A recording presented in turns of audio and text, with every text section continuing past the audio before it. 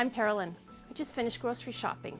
I was shopping for nutritious foods, but I'm also shopping on a budget. So I always make sure to check my weekly flyers before I go to see what's on sale, and I always take a list. And that keeps me from making any impulse purchases.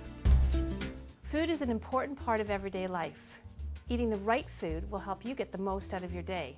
But do you know how your body uses the food that you eat? Food is the fuel that keeps your body going. This fuel is also called energy or calories. Have you heard that breakfast is the most important meal of the day? That's because your body needs fuel to start the day. It's important to get enough energy for physical activity and sports, but you also need energy for everything that you do, including sleeping. Depending on your weight, you could use anywhere from 300 to 500 calories to sleep for 8 hours. Food is not only fuel. Food also provides important nutrients to help your body stay healthy. Think of an apple. An apple provides energy, but also vitamins and minerals. On the other hand, a bag of chips provides energy, but not the same vitamins and minerals as an apple does. While chips may not be a food to have every day, you can certainly enjoy them once in a while, whereas an apple every day is a good thing. With my family, when we're hungry and wanting a snack, we always start with an apple. And if we still want something else, we might have a treat or even some chips. And I always make sure to put the chips in a bowl, that way I can control how many we eat. Meat is another food that provides a lot of important nutrients, but it can be expensive. That's why I always check the flyer to see what's on sale. And this week, ground beef was on sale, and so I bought a family pack. That way I can use some now and freeze the rest for later. There are a few simple ways that you can make the foods you eat more nutritious. With my family, we eat pasta probably once a week. And so I add things like frozen vegetables, tuna, or beans to make it tasty and nutritious. And I'm going to show you a few of these recipes later on for you to try. Keep in mind, all foods fit. It's just about balance and getting the right nutrition out of all of your meals.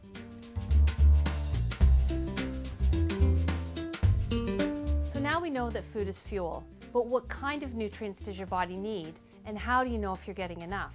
Let's start with the three major nutrients: carbohydrates, protein, and fat, and all three are an important part of a balanced diet. Carbohydrates are the nutrient that your body needs the most of. In fact, the brain uses carbohydrates for fuel. Carbohydrates are found in many foods, including pasta, bread, rice, and cereal. They are also found in vegetables and fruit. It's where they get their sweetness from. Fruits and vegetables are very important because they not only provide you with carbohydrates, but also with many vitamins and minerals. You may have heard that protein builds muscle, but did you know it's essential to maintain healthy skin, nails, and hair? It also gives you energy and helps you to feel full. Meat, chicken, and fish are good sources of protein, but did you know that eggs, milk, cheese, beans, nuts, and tofu also contain protein? Eggs, beans, and tofu are more affordable sources of protein, making them great options to include in your daily diet. The last nutrient is fat, and it's the one you need the least of. Now, you may have heard that fat is bad for you, but that's not true. There are good fats and there are bad fats, and fat is an essential nutrient required for many of your body's functions. However, you need to be aware of the type and amount of fat that you're eating. Some of the fat that is naturally found in foods such as fish, avocado, nuts, and tofu is good fat. The fats to limit are those from things such as fried foods, pastries, and cakes. Try cooking with healthier fats such as olive or canola oil, and use other fats such as butter and shortening in smaller amounts. So how do you know if you and your family are getting the right amount of vitamins, minerals, and the three major nutrients? Canada's Food Guide is a great tool to help you choose foods as part of a balanced diet. In the Food Guide, foods are separated into 4 categories: fruits and vegetables, grain products, milk and alternatives, and meat and alternatives. You can see in the Food Guide that depending on your age and gender, you have different requirements from each food group. Here are some examples of different foods from each food group as displayed in the Food Guide, in a portion size equal to 1 serving. Some different ways to remember portion size is to think of a deck of cards as 1 portion of meat or chicken, a tennis ball as 1 portion of pasta or cereal, and the size of the tips of your 2 thumbs as 1 portion of peanut butter.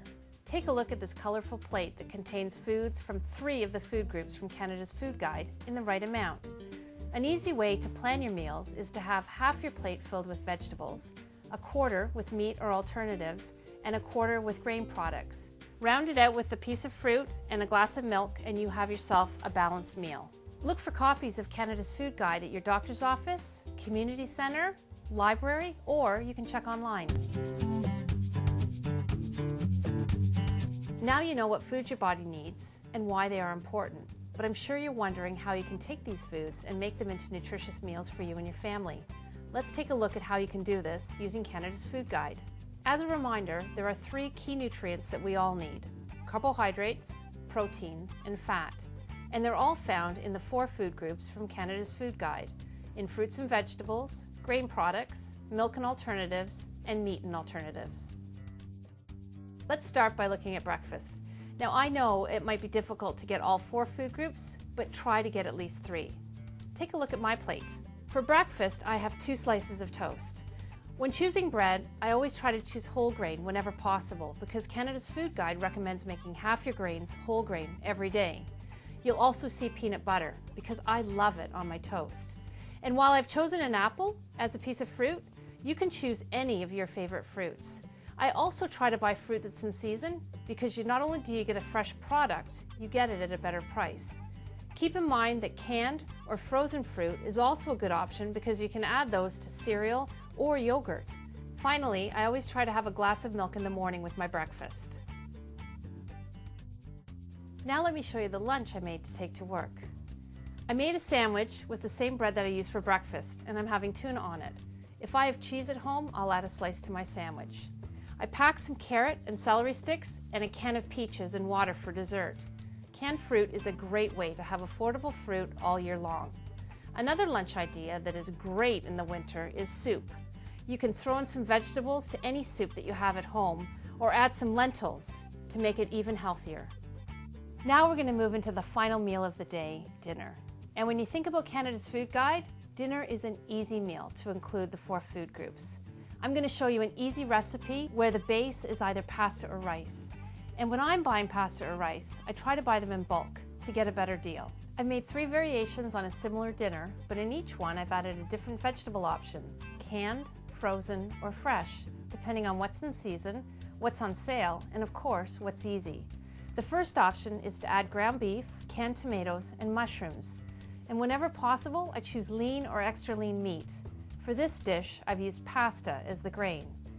The second option is to use canned tuna, frozen peas and carrots, and once again, pasta as the base. And the last option is a vegetarian option and contains kidney beans as the protein instead of meat, along with canned tomatoes and corn, and I've used rice as the grain. A great tip when using canned vegetables and beans is to rinse them to get some of the salt out. Depending on what you and your family like, have some fun mixing and matching different foods to make a meal the whole family will enjoy. And if you have kids, try to involve them in the preparation because they'll be far more likely to eat a meal that they have helped to make. Now let's do a tally of all the foods that I've had from each of the food groups. I've had 6 servings of fruits and vegetables, 6 servings of grain products, 3 servings of meat and alternatives, 1 serving of milk and alternatives. Well, I think I did pretty well at including a variety of foods from each of the 4 food groups, but I still need 1 serving of milk and alternatives and 1 serving of grain products. So I'm going to add a few snacks to my day. One of my favorite snacks is yogurt with some granola sprinkled on top. Other snack ideas include applesauce, crackers with peanut butter, a granola bar, or simply a fruit, such as an orange or a banana. Food is such an important part of healthy living because it provides the energy for physical activity and the nutrients your body needs. And it doesn't have to be complicated or costly. With a little bit of planning and help from Canada's Food Guide, you can make the right choices for you and your family.